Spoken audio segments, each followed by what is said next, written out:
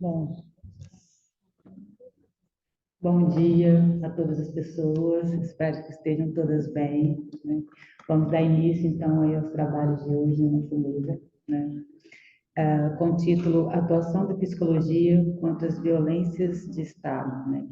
Caminhos a construir com movimentos e políticas sociais.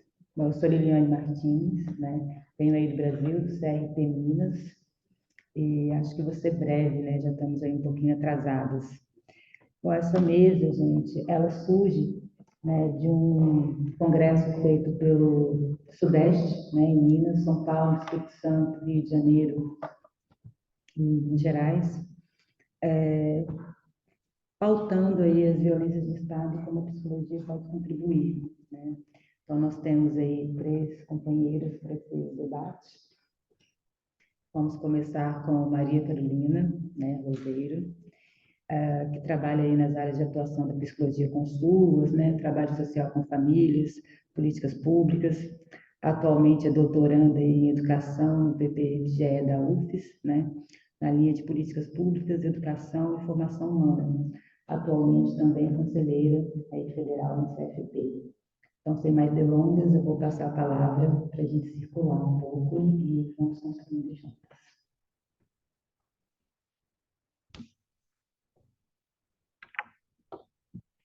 Bom dia a todas, a todos presentes. Bom dia também para quem vai nos ver depois.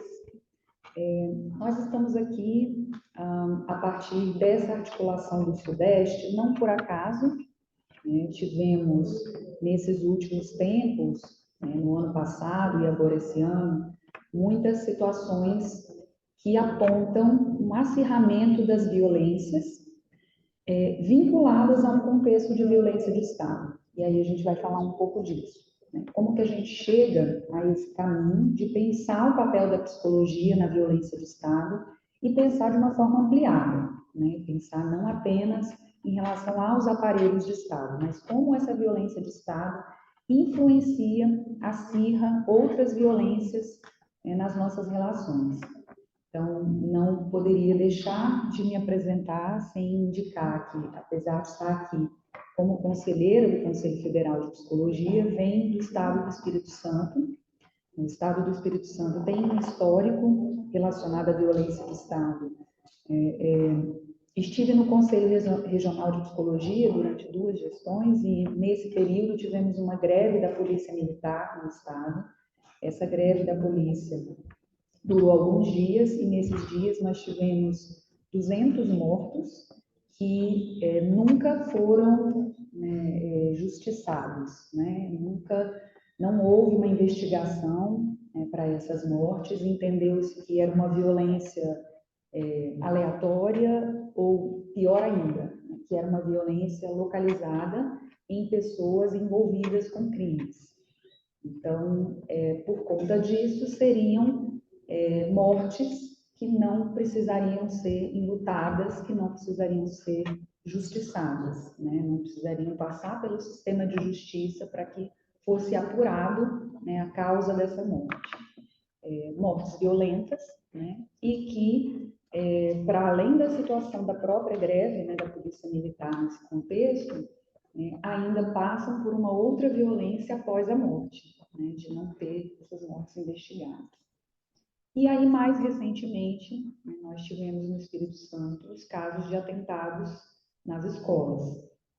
Um dos atentados já tem quase um ano, não teve vítimas, e no final do ano passado teve um atentado no município de Aracruz com vítimas. Então, no Sudeste, esses casos, né, de atentados, essa violência ligada à segurança pública, a gente tem um histórico, né, da psicologia e dos conselhos de psicologia em acompanhar essas situações, infelizmente com uma atuação muito pontual, né, quando as situações ocorrem, a gente pensa em respostas, a gente pensa como intervir, e a partir disso, né, dessas experiências, começamos a pensar como que a gente pode avançar, né, para que a gente não esteja só reagindo, não esteja só pensando em respostas a partir da situação de violência já ocorrida, né?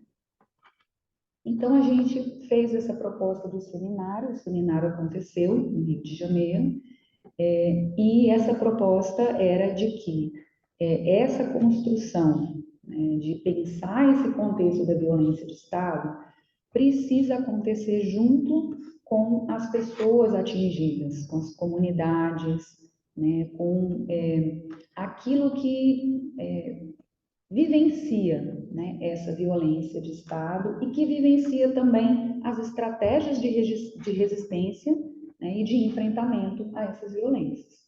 Então, esse seminário foi construído pelos 4 estados da região Sudeste, junto também com movimentos que foram situados nesses estados como movimentos necessários, mais urgentes da gente dialogar. E aí, assim, meu lugar aqui nessa mesa, né, tem a ver com pensarmos que essa construção e esse diálogo deve ter impacto na forma como a gente pensa a ética da psicologia. Nós temos uma eticidade da psicologia já histórica ligada aos direitos humanos. Temos também uma eticidade da psicologia brasileira e também, né, latino-americana, vinculada a um passado bastante recente e a um passado ainda muito presente, né, de regimes de governos ditatoriais, de governos não democráticos, né, e de democracias frágeis, né, de democracias que não são sustentadas por políticas sociais, né, pela defesa dos direitos sociais, de uma forma consolidada com a diversidade que compõe os nossos povos, os nossos territórios. Então, a gente entende que nós já temos um percurso, né, de construção ética na psicologia, mas esse percurso ele precisa ser colocado em questão. Quando a gente fala de direitos humanos, essa fala e essas proposições não podem ser universais, elas precisam ser situadas.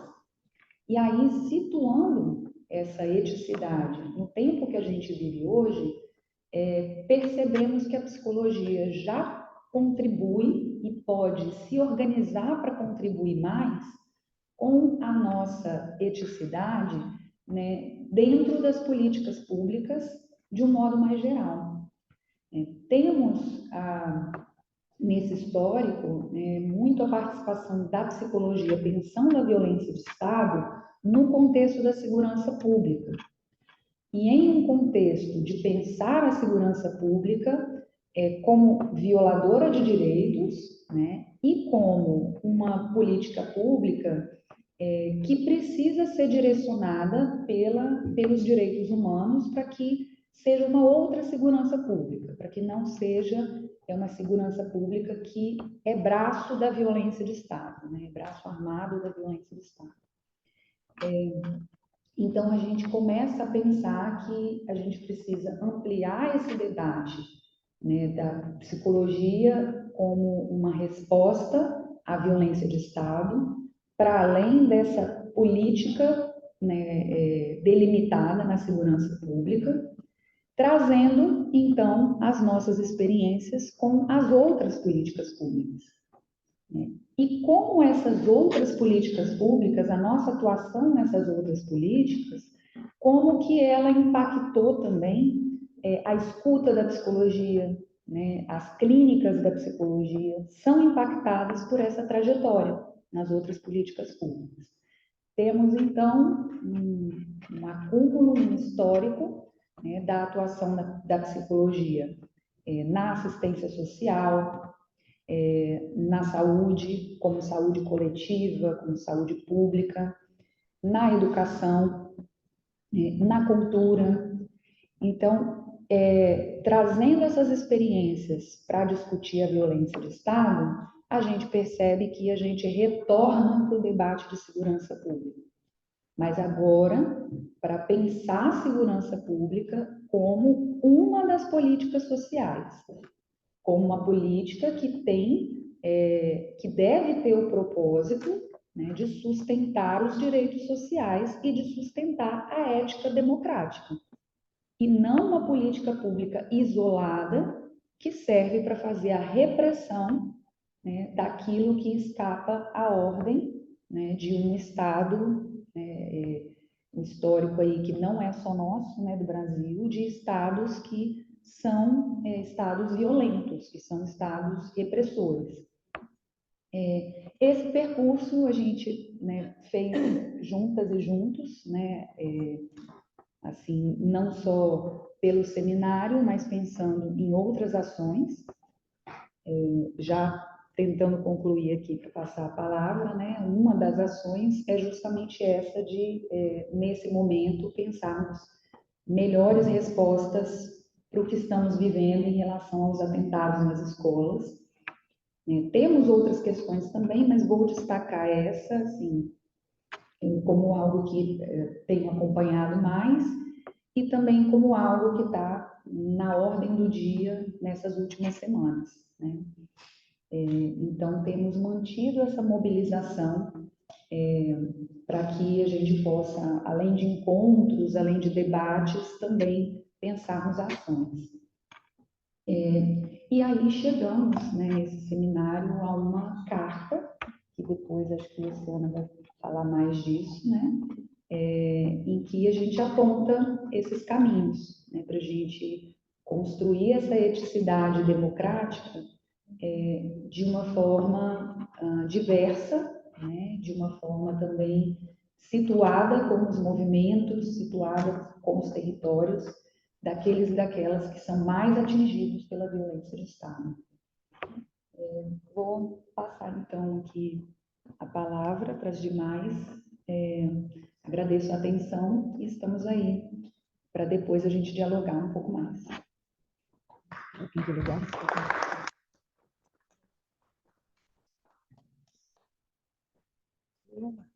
Muito bem. Bom, apresentando agora, então, Luciana Janeiro Silva, né, psicóloga, sanitarista, né, em atuação na Coordenadoria de Defesa dos Direitos da Criança e do Adolescente, né, da Defensoria Pública do Estado do Rio de Janeiro, especialista em gênero e sexualidade pela UERJ, né, mestra em psicologia também pela UERJ, da UFRRJ, né, é rural, colaboradora do Núcleo de Psicologia e Justiça pelo CRP do Rio de Janeiro, e pós-graduanda em Relações Raciais e Gênero pela UERJ. Palavra sua, Luciana. Oi, bom dia a todos. Eu consigo falar com o microfone semântico. Tem microfone. Só volta e fica mais baixo. Então, vou fazer minha autodescrição.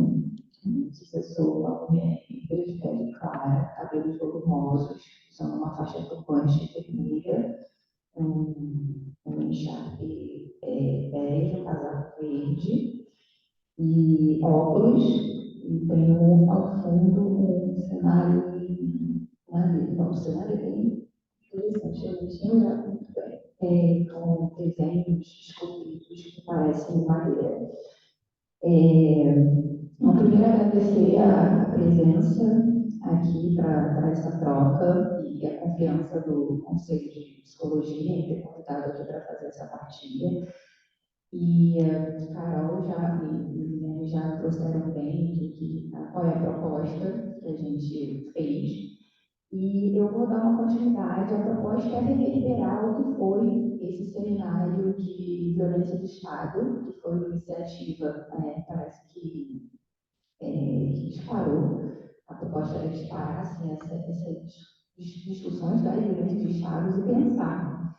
E aí eu vou pegar emprestada a fala da Cel, que é a nossa presidenta do Conselho de Psicologia do Rio, né, que ela, na fala de encerramento, ela trouxe que a gente precisa inventar as rotinas da psicologia frente a tantas violações de direitos. E quando a gente fala de direitos humanos, como a Carol também trouxe, esses direitos eles, são diferentes para os humanos. Então, o que a gente discutir, e aí eu vou trazer um pouco do que fomos provocadas enquanto psicologia, né, lá na região sudeste do Brasil, para ver como que a gente pode fazer essa troca latino-americana e pensar como tem sido as psicologias que estão sendo produzidas aí por outros na nossa Latinoamérica. Então, a gente tem, e aí trazendo um pouco mais esse cenário da violência estatal, que tem uma lógica aí baseada em alguns pilares, e esses pilares foram discutidos, que provoca, que mantém as violências. Então, a gente tem no Brasil assim, o uso da força de Estado, através dos agentes de Estado, né? Muito então, marcado pela violência policial, pela segurança pública, isso é muito contrastante. Dentro das violências de Estado, a segurança pública como o agente que provoca, e aí tem muitos dados, e não cabe aqui a gente trazer dados, eu estou me guiando para não me estender muito. Então, a gente tem a figura assim, da ação policial, que tem uma produção capitalista, que é a produção de flagrantes. Esses flagrantes, eles precisam ser feitos para provar uma certa produção. E eles são feitos baseados na lei de drogas que temos. Então, a gente alheia a criminalização das drogas, as prisões em flagrantes que são feitas em territórios negros, periféricos, favelados. Então, a prisão entra em qualquer território, entra no território, mete o pé na porta para entrar. E isso causa carceramento em massa. Claro que não é de uma forma assim, né? Talvez tão simplista, mas que é óbvio. Então, assim, isso é óbvio, é nos dados, nas pesquisas. E a proposta que fazemos com tudo isso, né? Enquanto a psicologia comprometida com os direitos humanos e com a ética de direitos humanos. E, então, tem os territórios marcados, que são esses. Tem a nossa política de drogas, que finaliza esse uso, e um judiciário extremamente conivente, racista, que pune. E a punição é o encarceramento. Uma das punições é o encarceramento quando não a morte, que é o assassinato, e a conivência com as ações que geram as chacinas constantes que temos. Então, assim, o Rio de Janeiro ele tem essa marca por ter uma certa politização, mas não é um território que acontece. A gente, dentro do Rio de Janeiro também não é só na capital, nós temos territórios da Baixada que eles são mais invisibilizados. Isso foi muito trazido dentro do debate. E os outros territórios que são menos falados e comentados, porém que têm essa mesma lógica, né, da ação militarizada. E isso provoca o medo, né, que o medo perpassou todas as mesas que propomos, que é o que se produz enquanto um efeito esse medo, né, esse afeto muito perigoso que impede muitas vezes esses mecanismos de ação. Então, assim, não é qualquer espaço, qualquer lugar que as pessoas podem se manifestar livremente porque correm risco de morrer. Esse medo, ele esse poder de controle, né, que é feito. E aí isso deixa os destinos territórios muito amedrontados. Então, esse é um caminho perfeito, né? O mínimo. E aí, como que a gente pensa uma psicologia garantidora de direitos, mas de direitos, entendendo assim, direito, por exemplo, à saúde mental. A saúde mental é um direito garantido constitucional, mas a saúde mental ela não existe para todos e todas. Se a gente pensar a saúde mental quanto promotora de direitos e quem vive atravessado por todas essas violências, como a gente pode pensar que é possível ter e viver uma saúde mental. Então, isso foi trazido pelos movimentos sociais, né, que saúde mental é essa que a gente está falando. E aliado a isso, a gente teve a abertura do seminário com com o pesquisador Luiz Fernando, que aí ele traz o debate de como as políticas, como a, a psicologia, né, como os profissionais, psicólogas e psicólogos têm vivenciado isso dentro das nossas políticas públicas, que seria uma via desse caminho aí de pensar essa intersetorialidade e pensar a segurança pública dentro desses espaços. Então, temos as políticas de assistência, políticas de saúde, e um dos resultados que o Estevão trouxe para a gente é que existe uma visão muito punitivista da segurança pública por nós profissionais de psicologia, que estamos atuando nos espaços das políticas públicas, que é a assistência e a saúde, onde tem maior número de contratações de profissionais em psicologia no Brasil, dentro das políticas. E, então, esse foi um dos elementos, né, que ele trouxe, inclusive, de muita segurança também desses profissionais por estar atuando nos territórios e por se debruçar sobre pensar essas atuações frente a essas inúmeras violências. Então, pensando, né, que rotinas a gente pode construir frente a esse universo de violências, assim, tem algumas falas que foram muito marcantes, né, dos movimentos de mães que entenderam que as estratégias, elas continuam, né? As estratégias dessas violências, elas não cessam quando tem a violência explícita, né? Digamos, quando tem ali, marcadamente na cadeia de segurança pública, né? O assassinato dos seus filhos, ou o encarceramento, que continua ali, só o ciclo que continua da violência, porque após o encarceramento, após a morte, né, tem a família que pouco ou quase não tem nenhum amparo social, nem psíquico referente ao seu sofrimento ali, e que tem uma morte que começa também sendo nessa família, né? Mães que morrem por terem seus filhos assassinados, mães que morrem por terem seus filhos encarcerados e apenados. Então, uma vez entrando no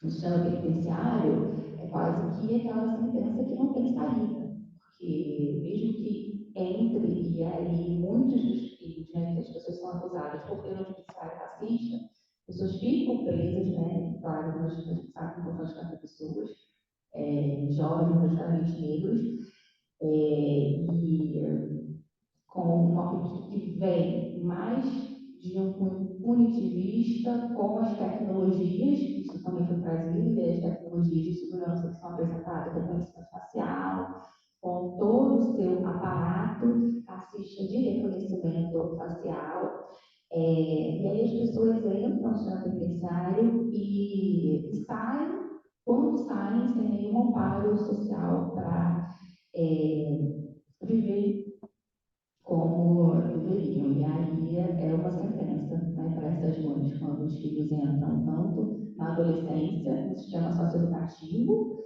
quanto na vida adulta, que é o sistema penitenciário. Então, elas anunciam assim, que começa já para elas uma morte, quando sabem que seus filhos estão nesses espaços.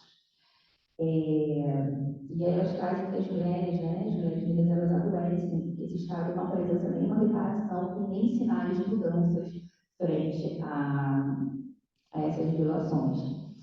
E aí tem duas vias que foram trazidas, né, de cuidados por esses movimentos, que no momento que acontece alguma violência armada nesses territórios, há toda uma mobilização ali das políticas, para uma ação midiática muito grande, e depois isso há um abandono, um completo abandono.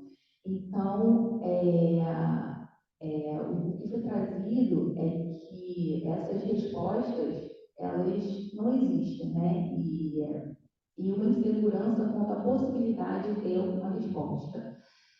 E aí, que cuidado a gente pode pensar na perspectiva da atenção psicossocial, que não, a sensação de insegurança, né, ela continua como uma quantidade insuficiente de profissionais, com as políticas públicas que pouco pensam como lidar com a política social de segurança pública e essa falta de diálogo entre as políticas e entre caminhos para pensar respostas sobre isso, sobre enfrentar esse sistema violador de direitos. Bom, e aí tem uma outra fala que foi muito marcante, que é a da medicalização. Né? Isso foi encontrado assim, pelo menos dois grupos de trabalho. E o deles coloca que a medicalização ela entra como estratégia mesmo de lidar com esse sofrimento, e ela entra na via da primeiro, assim, aí entrando na questão das drogas, as drogas assim, consideradas ilícitas por esse mercado que criminaliza, e aí uma política que pune e gera inúmeras violências, violências territoriais, violência armada, os encarceramentos, tanto na adolescência quanto na vida adulta. E as drogas lícitas que vêm pela falta de suporte, de respostas a essas violências, entra as drogas lícitas, a medicalização, né? A extrema medicalização para entorpor esse sofrimento, né? Para tentar adormecer o que não se pode adormecer. E então, isso, a questão das drogas entra nessas duas vias, né? A lícita, a ilícita, e então, tanto pela sua criminalização, quanto pelo seu comércio, enquanto não amparado e quanto não pensado nas estratégias conjuntas de enfrentamento. E aí, isso é colocado como duas vias de morte, né? A morte pelas drogas e a morte pela dor. Vou concluir. Eu tenho uma vergonha de falar no microfone. Aí, quando eu pego, começa a ter uma afinidade, já começa. Bom, e aí, finalizando as questões que ficaram, né? A saúde mental em favelas é um direito, mas nos territórios periféricos, como a gente consegue entender isso como um direito? E aí, pensar na segurança pública como um conjunto articulado de ações que vai promover cidadania e garantir os direitos básicos, é preciso que nós, profissionais de psicologia, se posicionem. Que a gente invente as psicologias. Em construir uma forma de saúde mental em que as pessoas hoje são as vítimas fatais dentro desses territórios, as estratégias que chegam, elas não podem ser apenas para acolher momentaneamente.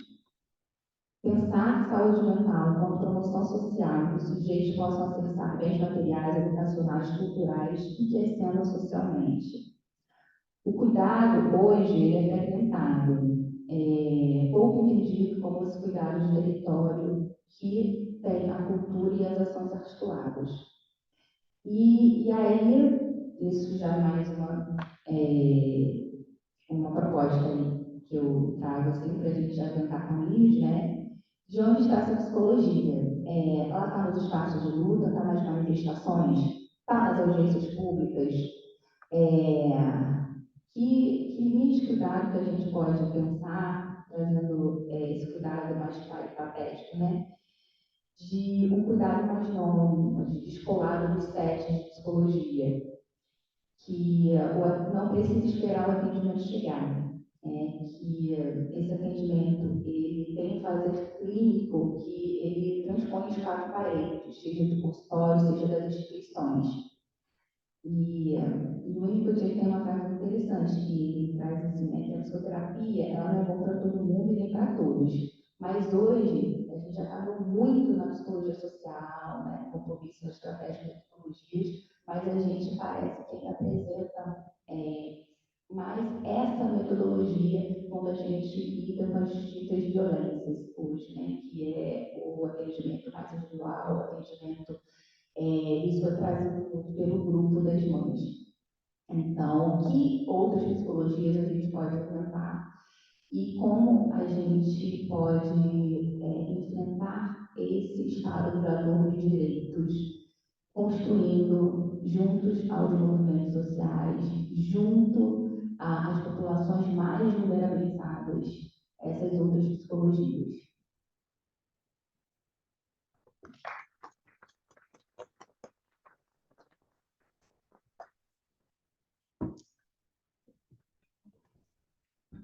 Bom, dando sequência, né? Agora nós vamos ouvir Marta Eliane de Lima, psicóloga e saúde conselheira por São Paulo, né? Especialista em psicologia jurídica, coordenadora da Câmara de Mediação e membro das comissões de Direitos Humanos e Ética do Conselho Regional de São Paulo. Atua como psicóloga no Sistema Prisional Paulista desde 2013, tendo como áreas de atuação carceramento feminino, violência sexual e referências técnicas em políticas públicas para a diversidade, ética e direitos humanos. Também é docente da Escola de Administração Penitenciária. A palavra é sua, Marta. Obrigada. Gente, bom dia a todas as pessoas. Vou fazer uma rápida audiodescrição. Sou uma mulher negra, de tom médio, uso óculos, cabelo na altura dos ombros, não naturalmente lisos,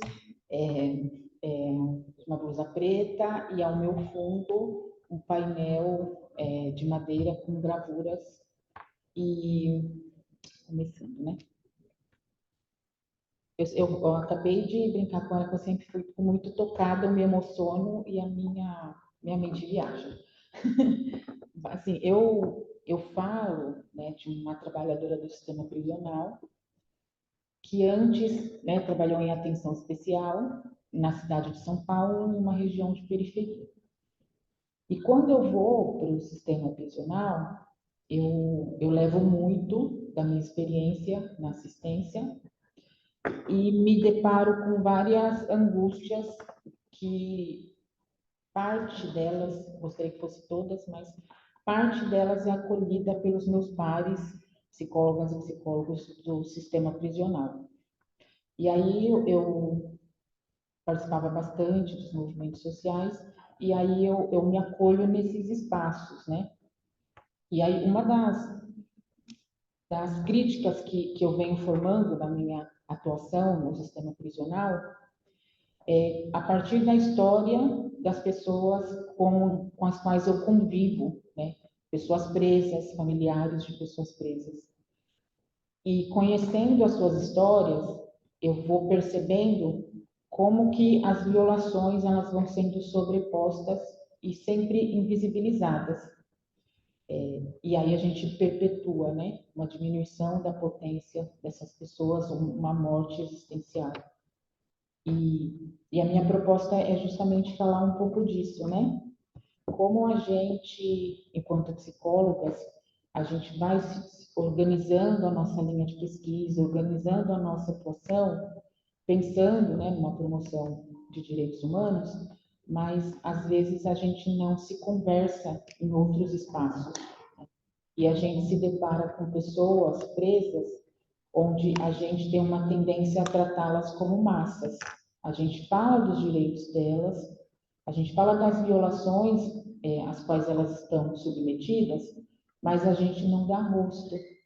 A gente fala de histórias gerais, a gente fala de uma massa carcerária que deve ter os seus direitos preservados, mas a gente não se depara com a violência e com a impotência na trajetória dessa pessoa. A gente lida com agora, a gente não lida com a trajetória e a partir disso a gente não consegue fazer uma prevenção ou enfrentamento dessas violações, para pelo menos evitar que elas chegassem a esse ponto, ou entender como o Estado contribui para isso a partir de violências, não apenas físicas ou palpáveis, né, que estão à nossa vista, mas de violências singulares, de opressão, muitas vezes desde a infância. E é desse lugar que eu falo, da gente pensar, a partir dessas histórias, como o Estado, ele viola seja por uma ação, seja por uma omissão, e em diversos espaços, né? Falando desde a escolarização, desde a primeira experiência que essa pessoa tem na escola e os atravessamentos a que ela está submetida, sejam de questões socioeconômicas, sejam de questões de núcleo familiar. A gente tem toda uma gama de pesquisas e de conhecimento de que existem mulheres que criam seus filhos sozinhas, batalhadoras, vistas como batalhadoras, mas não como violadas. E isso reverbera no desenvolvimento dessa criança, em fragilidades, e que ela vai demonstrar parte delas no momento que ela está na escola. E a escola não consegue conviver com isso e provoca um afastamento. A gente tem outras questões que atualmente são bem atuais, né? Como crianças que têm questões neurológicas ou psiquiátricas, e que a escola provoca o afastamento por não saber lidar com aquela situação. E esse afastamento, ele tem consequências, porque vão se sobrepondo às violações. E aí, um dia, essa pessoa, ela, maior de 18 anos, comete um crime, e aí a gente vai tratar de uma pessoa que cometeu um crime. A gente não vai entender como a história dela provocou tudo aquilo. Porque a gente parte de uma teoria, né? A gente não parte de uma prática, de um olhar detalhado sobre isso, que não se repete em uma ou duas pessoas, mas em um volume quantitativo suficiente que mostra que a gente tem que olhar para isso. E a gente também investe em muitas pesquisas em segmentos específicos, né, na garantia de direito de segmentos específicos, como pessoas do segmento LGBT+, né, pessoas com deficiência, indígenas, e a gente não considera que essas pessoas também estão no sistema prisional. E, de novo, né, a gente conhece as violências do Estado em relação a esses segmentos, a gente conhece, né, todo um delineamento histórico que provoca que pessoas do segmento trans fiquem em situação de rua, tenham a prostituição como recurso financeiro de subsistência, né, tenham seus direitos violados, mas a gente não articula que quando essas pessoas vão presas, né, a gente compactou com alguma falha de Estado para que elas cheguem nesse lugar. E aí as políticas, por mais, às vezes, poéticas que elas possam parecer, né, como a gente tem hoje no sistema prisional, legislações que falam do direito ao uso do nome social, do direito à continuação do tratamento hormonal, à retificação do registro civil, que, na prática, funciona como uma poesia, mas ela não alcança essas pessoas. Porque eu vou buscar, né, o Estado vai buscar as brechas para que esse direito não seja alcançado. E existem várias brechas. Por exemplo, o sistema prisional não tem equipe de saúde instrumentalizada para dar conta do tratamento hormonal. E nós não temos rede no interior, isso no caso de São Paulo. Então, a gente vai informar essa pessoa que quando ela sair da prisão, ela pode ir atrás. E são microviolações que ocorrem. E aí o meu questionamento é o seguinte, como nós, psicólogos, que algumas décadas, né, tivemos o insight de perceber o nosso lugar na garantia de direitos humanos, como isso é trazido em uma questão mais singular, não numa questão de uma pesquisa populacional de massa, mas em histórias, em segmentos, em espaços, como a gente articula o nosso conhecimento e usa isso no enfrentamento dessas violações nos seus diversos espaços. Conhecimento a gente já adquiriu bastante, mas como a gente intersecciona os nossos conhecimentos, como a gente provoca, né, o acesso a direitos, e não só por violações de Estado, mas por omissões do Estado e nossa também. Como a gente junta isso para promover, de fato, equidade, de fato, justiça, de fato, né, a chance de desenvolvimento para todas as pessoas. Eu acho que a psicologia deve ocupar esse espaço. E é isso, gente. Obrigada.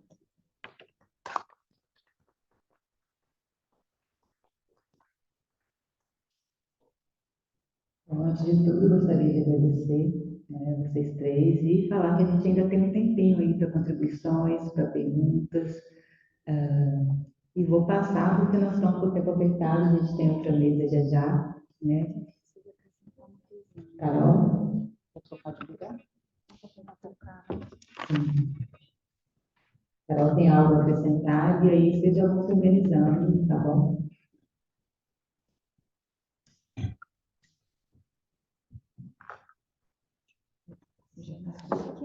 Sim, foi. Tá bom. Como eu disse, estou aqui pelo Conselho Federal de Psicologia, né? Não estou pelo Conselho do Espírito Santo, mas nós fizemos as nossas falas aqui nessa mesa muito voltadas para um contexto urbano, né? Principalmente dos grandes centros no Sudeste, e isso tem a ver com alguns dos eixos que a gente trabalhou nessa mobilização, né? Que a gente veio compartilhar aqui hoje.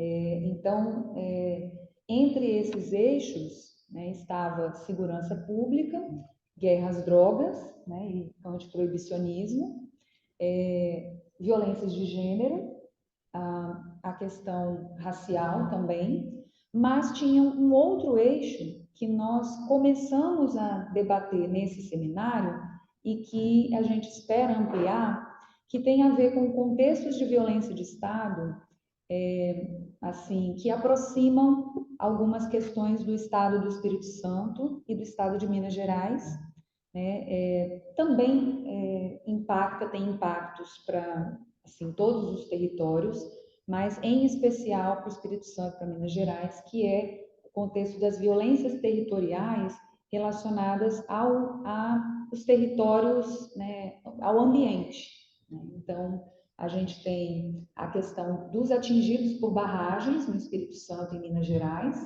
né? Isso foi debatido lá no seminário, mas também antes disso a gente já vinha, principalmente o Conselho de Minas Gerais, né, vinha fazendo um trabalho com o movimento de atingidos por barragens e com outras mobilizações nas políticas públicas como resposta e mitigação desses impactos aí das barragens.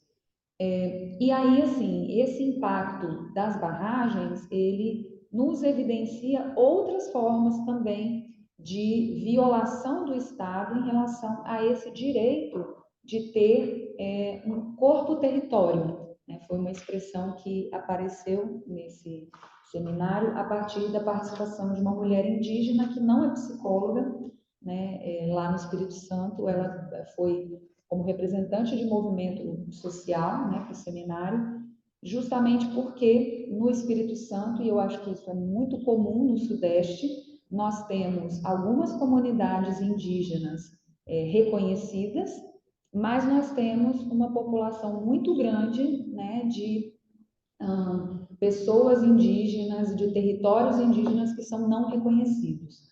Por conta disso, o Espírito Santo, mesmo sendo um estado que tem comunidades indígenas reconhecidas, nós ainda não temos psicólogas indígenas formadas. Nós temos estudantes de psicologia, mas ainda não temos, né, essa representatividade.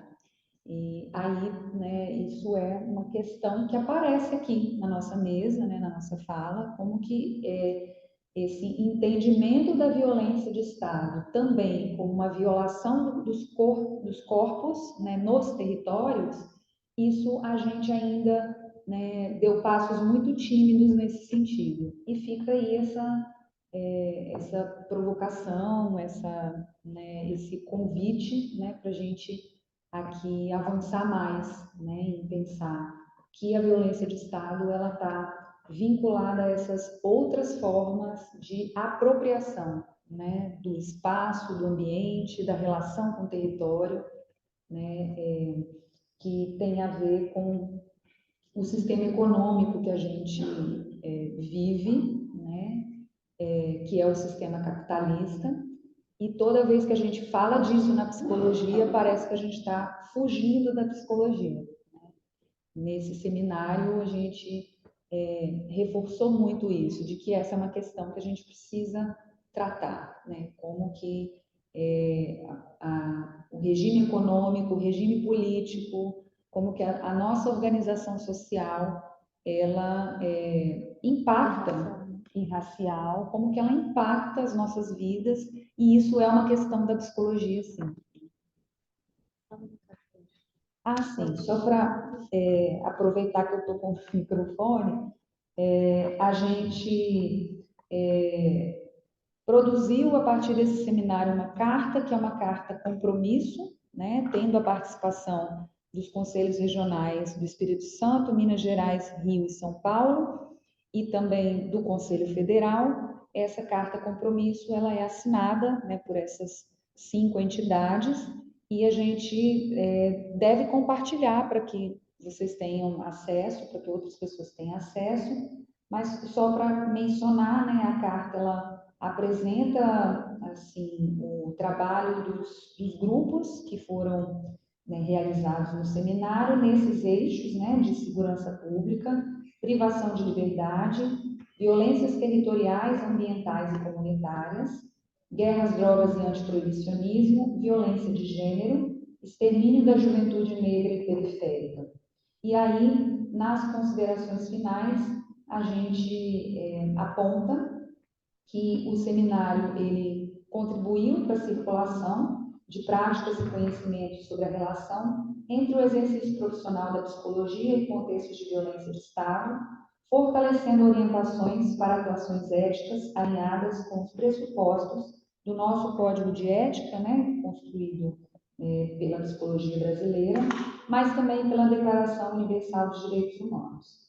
E aí a gente aponta, né, que podemos abrigar diversas práticas numa mesma política pública e é fundamental a discussão qualificada sobre esses temas, porque são temas que constituem a sociedade para localizar o nosso papel ético e político.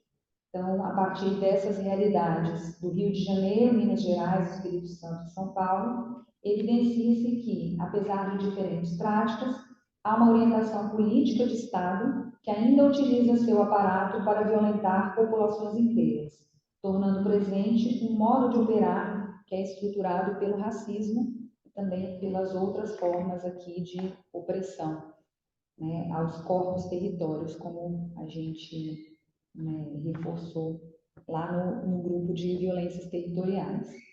Então, é isso em relação ao nosso percurso até aqui. Bom dia, meu nome é Marta, eu sou psicóloga do 04, eu sou do movimento da luta antimanicomial. Eu só queria apontar que eu vou oferecer, se vocês quiserem, tiverem interesse, o Fórum de Saúde Mental. Nós produzimos uma cartilha aqui para os usuários em uso de drogas, para quando eles forem abordados pela polícia, como eles podem agir. Uma sugestão. Então, quem tiver interesse, pode pegar aqui, né? Depois pode fazer contato com o fórum, talvez pelo Conselho de Psicologia, porque ele tem a edição dele online, né? As pessoas podem imprimir para oferecer para os usuários, né? Dos serviços, pessoal que trabalha com pessoas em situação de rua.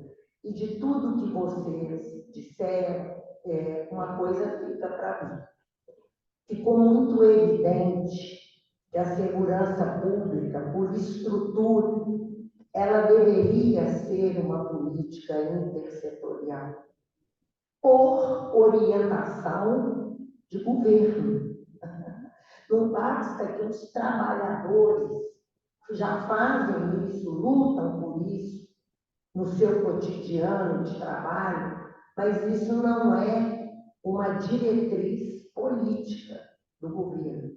E mesmo que seja, ainda tem as autonomias estaduais, municipais das prefeituras, não é assim? Mas o governo pode ser um indutor da construção de uma política que não existe no Brasil, como diz uma amiga nossa, essa coisa intersetorial é só discurso, porque não tem uma diretriz política efetiva de como ela deve ocorrer. Ela fica como sugestões, né?